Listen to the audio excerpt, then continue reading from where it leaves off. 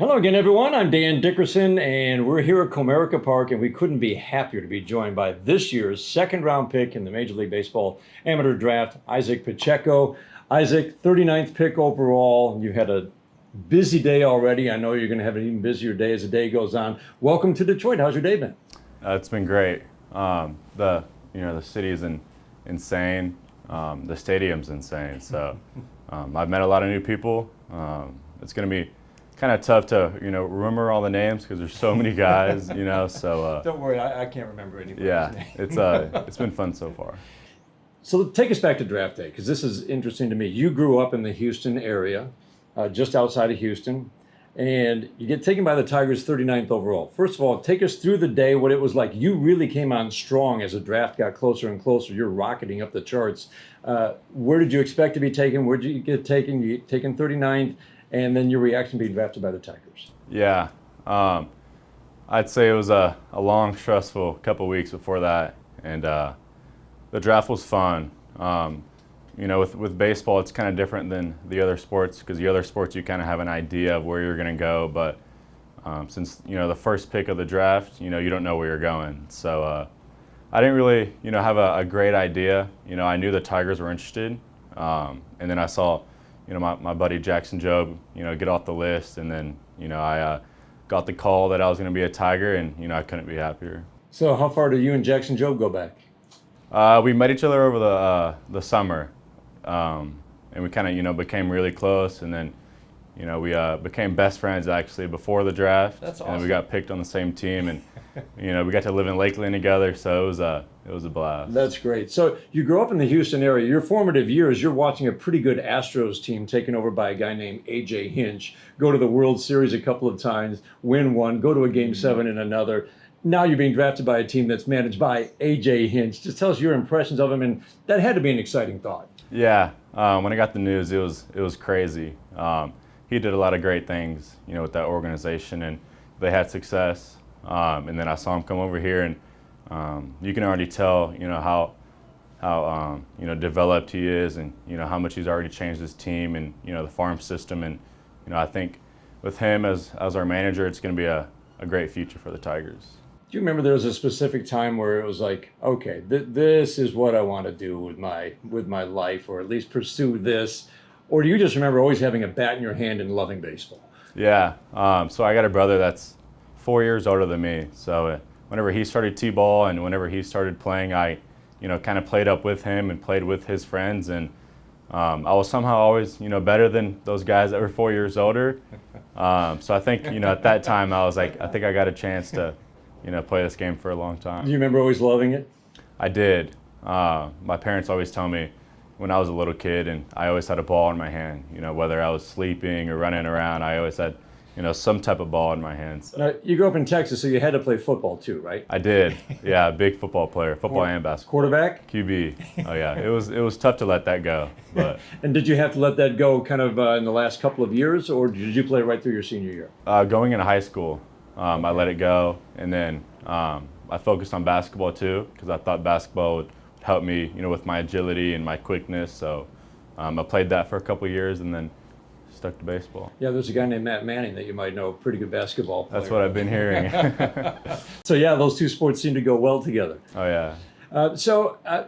Your first exposure to professional baseball is Florida Gulf Coast League, the renamed, I think, the Florida Complex League. 30 games, just over 100 at-bats. And tell us about that experience, because all of a sudden you're playing with a lot of good players, and as opposed to maybe high school where there's a little more up and down in terms of level of play. These are some really good players. What was it like for you? Yeah, it was a blast. Every player there is good. So it's the little things that kind of make you go over the edge, whether it's dealing with failure, being able to stick in the game for 9 innings, not just 7, and being able to focus when you're pitching, maybe walking a lot of guys. But it was a blast. I learned a ton about myself and about the game in general, and how to play with all my teammates from different areas around the country, and I think that's made me mature a lot, and I had fun. I mean, it's always worth remembering. It's always good to remember these a lot of high school kids. I mean, they're just throwing, all right, I'm living on my own for the first time. I've got to figure out my whole daily schedule. You're playing in what, noontime starts, you said, in Yeah. Florida in the Oh, summer.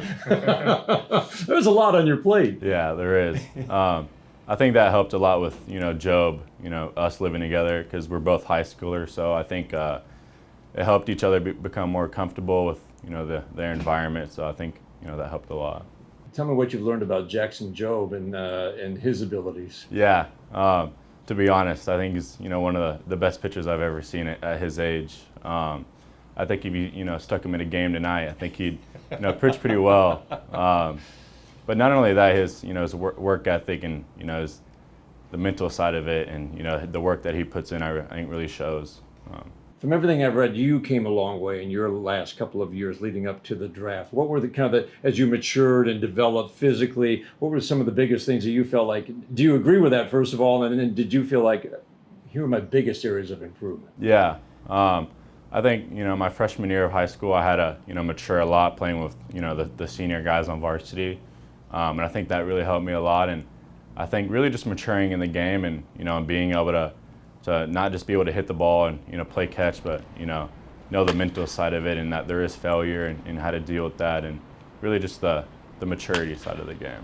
What's the biggest thing you've learned about dealing with failure? Because it is a game of failure. Yeah, it is. Unlike almost any other.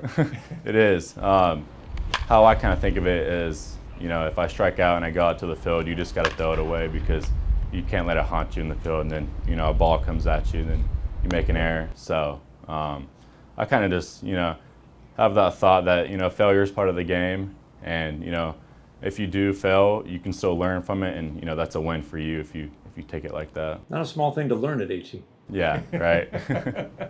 So what I'm always interested in, you're a big guy, 6'4", and everybody says when you draft a guy that big and he's still developing physically, he probably projects to be a corner infield guy, and everybody's got you kind of projecting over to third base. But if it's about you don't have an accurate arm or the arm doesn't play there, okay, we got to move him. But if with all the shifting that goes on, you can cover up if it's an issue of range with the positioning. And it's really about, does this guy have instincts? Does he command the middle of the infield? Because those are the most important attributes to him, in addition to some of the physical things. Do you love playing shortstop? You want to stay there? I do. I want to stay there as long as possible. I got to, fortunately work with Al Trammell, a Hall of Famer, and he taught me a lot about, playing shortstop, and like you said, not only being able to throw and have range, but being a leader, knowing where to go with a right-handed, a left-handed hitter, whether he's a pull or a flare hitter. And I think he gave me a lot of life lessons with that too. So what are some of the biggest things that he told you? I just love the fact that Alan Trammell is in the minor leagues all the time working with young kids like you. Yeah, whenever he came out to me, it was pretty cool that a guy that good is still going down to the Florida Coast League and helping his guys. But he really just taught me if I want to make it, I'm gonna have to work really hard, and that's the plan for me. So. All right, one of the most instinctive heads-up shortstops you will He's ever the see. best. So yeah, you get that advice, and I'm sure you'll get more in the years ahead. It'll be a I'm lot of fun excited. to learn from him. Isaac, it's great having you here. Welcome to Detroit. We look forward to seeing how things play out in the years ahead, but it's really exciting having you in the organization. Yeah, thank you. Thanks for having me.